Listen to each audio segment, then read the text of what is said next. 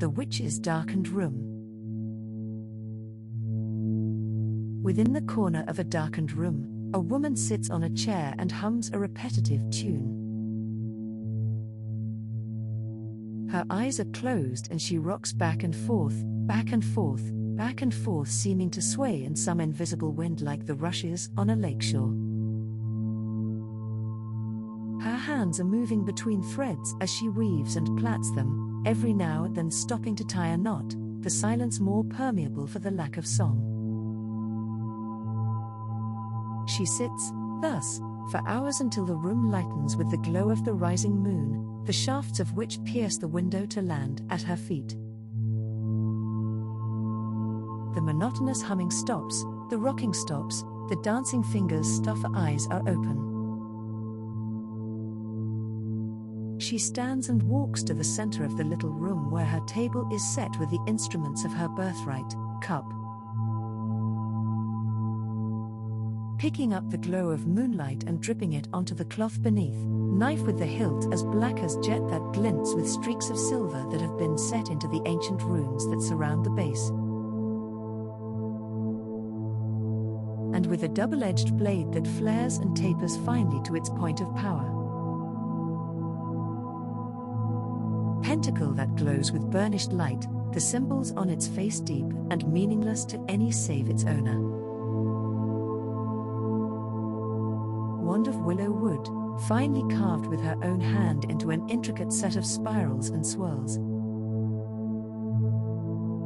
Worn in places where it has been lovingly worked, unlit candles of purest white to complement the moon's glow.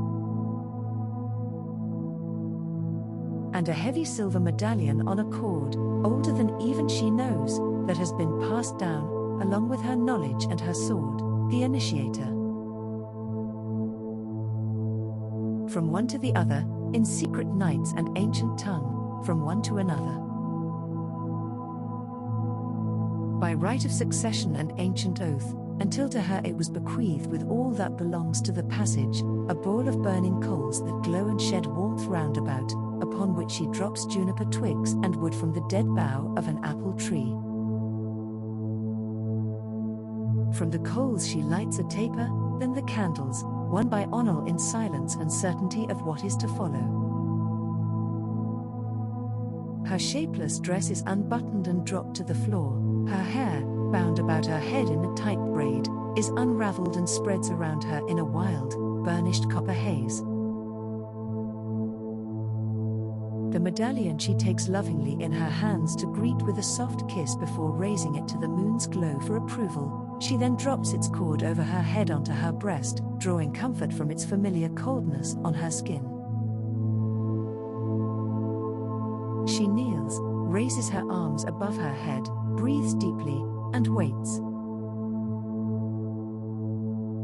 Very soon the moon is fully risen and the shafts of silver cover her body and radiate around her. She cries out, in the ancient tongue of the lands of Lyrian, that she is ready to greet her goddess, whose name she summons by the name she knows, and it rings around her thrice, like the secret chiming of bells. She slowly stands and takes the cup, this sacred chalice, now filled with water, later wine, and walks around the little room sprinkling as she goes. A soft, melodious chant is rising from her. She quickens her pace, Diosil, Diosil, leaving trails of moonlight glowing in a circle all around her. She feels the force field, an almost imperceptible swishing that grows to a hum. When it is constant she stops, moves back to her table, proclaiming it altar.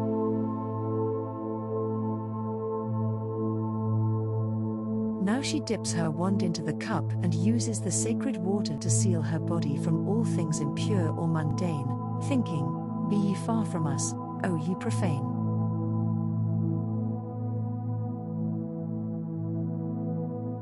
She kisses the wand's tip and lays it back on the altar. She refuels the brazier and inhales the SW to the power of et smelling smoke, a tribute to her goddess. She takes the pentacle between her two hands and raises it above her head, calling forth the force of the four winds to act as sentinels to her right.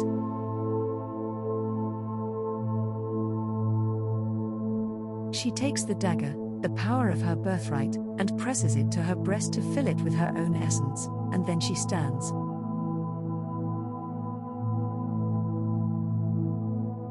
The dagger is now a thumb.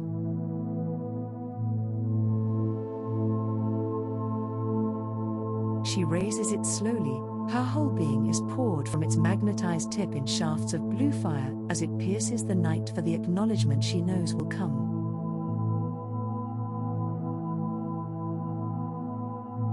Her breath is still. The night is still.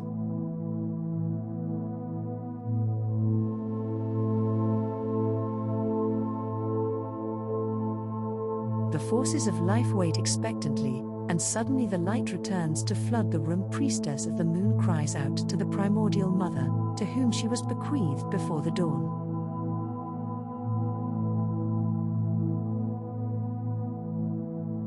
Of time. The mother answers with the heartbeat of 1,000 million lives and acknowledges her daughter, sister, self.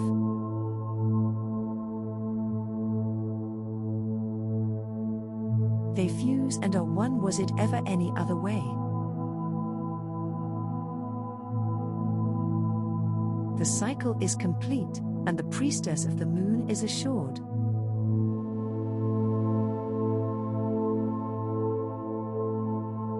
The magic of her fingers will soothe where they lay, and the magic of her voice will heal where it is heard. The magic of her eyes will light the earth, and all things will grow where she looks upon them.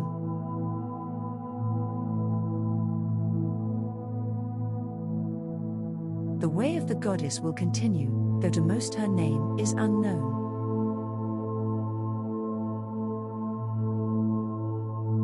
As long as even one remembers, will the knowledge proceed and the earth be sustained.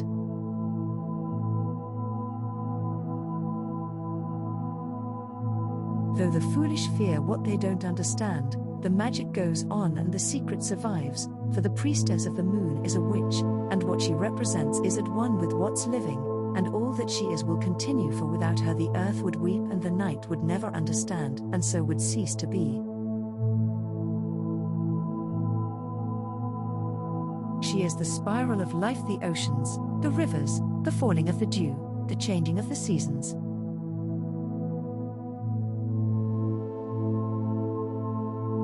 She is the corn at harvest and the birth of birds. She is the wind on the mountain and the spider's web.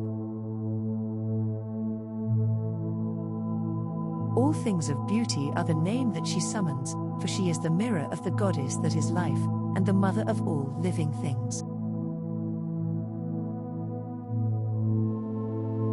Could not continue, or was the last of all, then all hope would cease to be.